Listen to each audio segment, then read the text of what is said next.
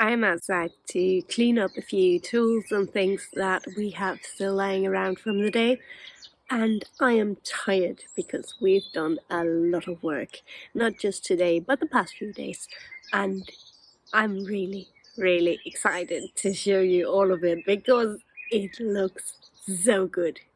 We are really starting to see our vision slowly but surely come alive, and that is a lot of fun to see. It's really exciting to have an idea in your head and then finally seeing it come true, just a little bit at a time, but taking shape nonetheless. Let's start off with a pretty familiar view. This right here is the bed where we have all of our fruit bushes. Look what we made. We made a little walkway. Or rather, I got the idea and my husband executed it because he thought I was doing it all wrong. I hate and love when that happens because obviously he did it way better than I would have done.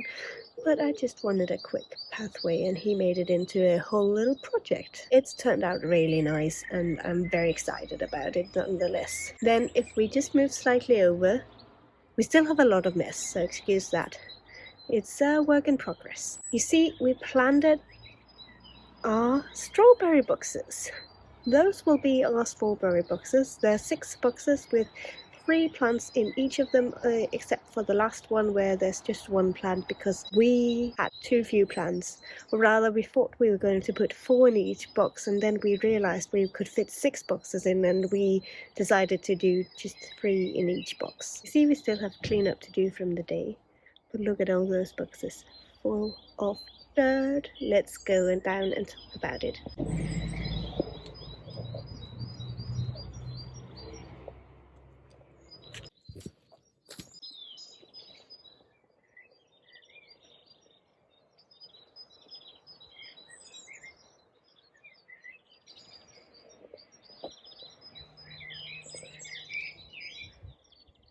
This area, which is still a complete mess, will at some point turn into a patio where we can have fun and drink coffee in the afternoon and really enjoy the view and enjoy the garden.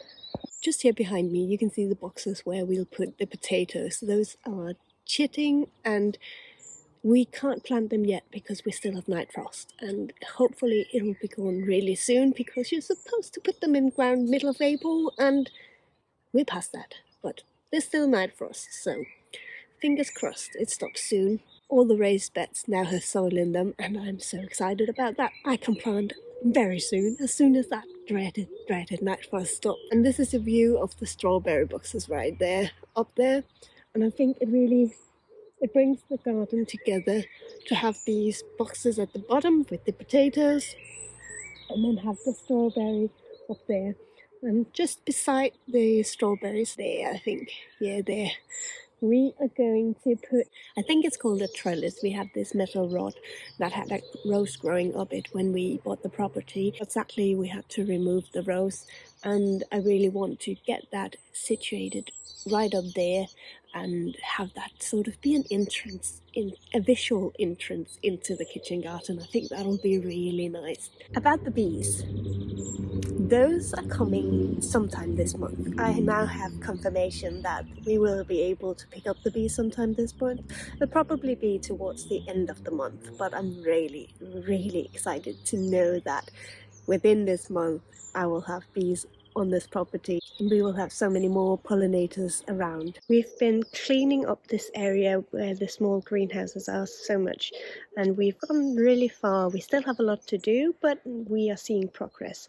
As you can see, the shed is falling apart completely. It was there when we got here. It was poorly built and rotting, so it's no big loss. We'll tear that down at some point.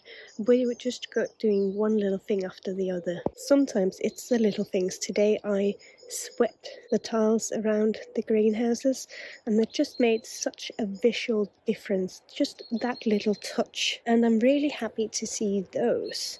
I have no idea what those are called in English, but I will be harvesting some because they are medicinal and you can make tea from them, and I've wanted to try that for a couple of years, but I've always found them on really trafficked roads, and I haven't been willing to pick them where I found them. But here in my garden, certainly. The poor sage is not looking like it's going to make it.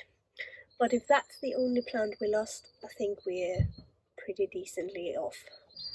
My rhubarb is under there, or some of it at least. It was covered by all those big branches, and I just want to give it sort of a head start. It's so far behind, so a little more heat will do it good. Today my oldest got out here and looked at it and said, "Wow, there's so much space! Where did all that space come from?"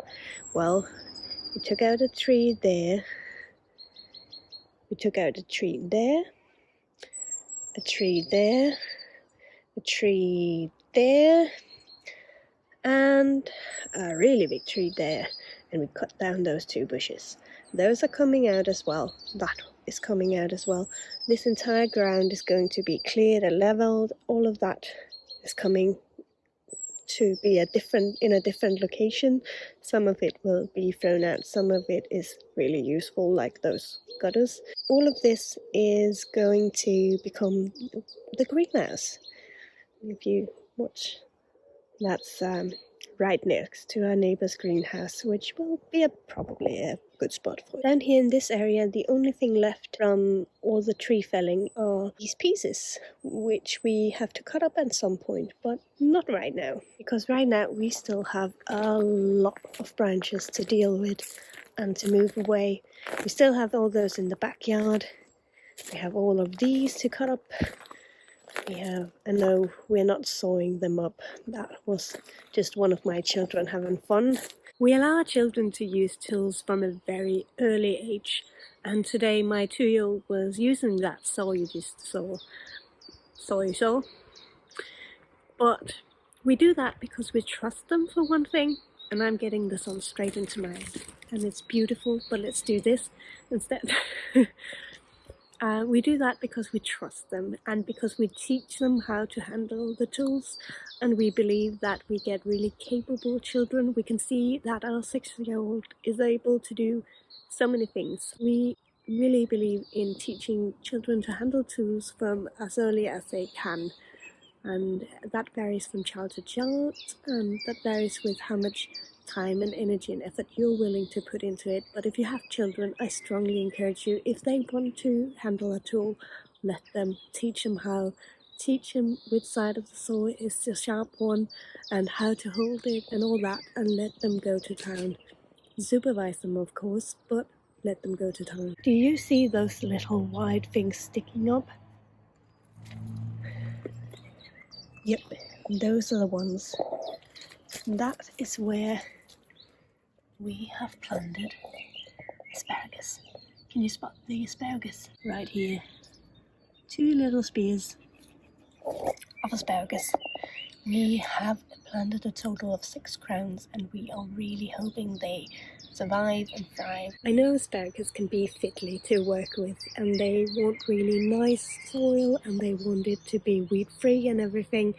But we don't have that here. Frankly, we took a chance and we planted them anyway, because in my parents' house growing up, we had asparagus in a position where they would allegedly never thrive, and we had plenty of asparagus every spring, and it was amazing. So in a few years' time, hopefully we'll have asparagus too to harvest. So that was a small tour of the front garden and everything that we've been working on.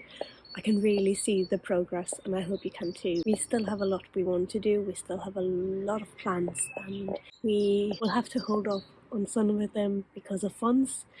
Things cost money, and even though we try to do things cheaply and recycling and using second-hand stuff, sometimes you just have to splurge for the good stuff to make something happen the way you need it to happen. And that will mean waiting a bit. We are okay with doing that because we want to be here for a really long time. We are hoping this is our forever home. You never know, but right now it feels like it. And we want to live in it and treat it that way. So I'd love to hear what is up in your garden. Is there anything you can eat right now? We will have rhubarb really soon, and I can't wait for that first harvest of rhubarb. Until then, we're just pricking off a few herbs now and then. If you are enjoying these videos, please subscribe and hit the like button. That way I know you enjoyed them and you won't miss the next one I make. Bye for now.